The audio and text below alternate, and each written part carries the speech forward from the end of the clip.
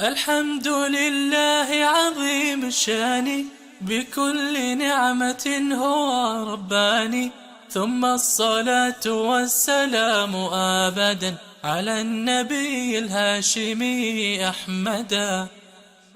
فهذه منظمة مفيدة لينشأ الأطفال بالعقيدة، كي يحفظوا العلوم حال الصغر، فإنه كالنقش فوق الحجر.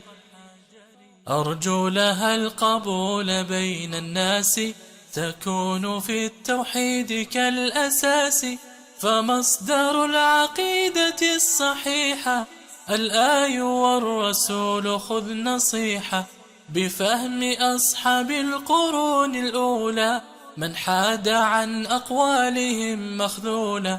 وأول السؤال عن من ربي، فهو الإله الحق دون ريب.